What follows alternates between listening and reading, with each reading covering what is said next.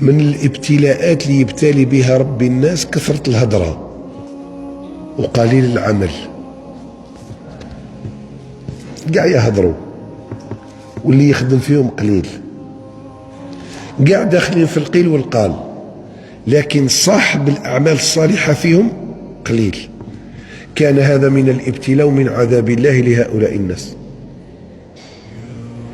يمحقهم ربي، يمحقهم في العمل الصالح، يكثر فيهم ماذا؟ القيل والقال. وقد جاء في الحديث الصحيح إن الله كره لكم ثلاث حوائج، منها القيل والقال.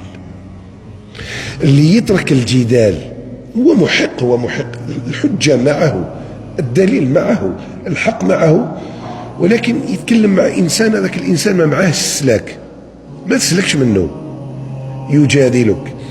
فمن ترك هذا يقول عليه الصلاة والسلام: أنا زعيم ببيت في ربض الجنة. ايش معنى ربض الجنة؟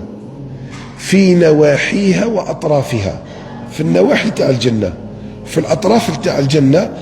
أنا زعيم ببيت في ربض الجنة لمن ترك المراء وإن كان محقا.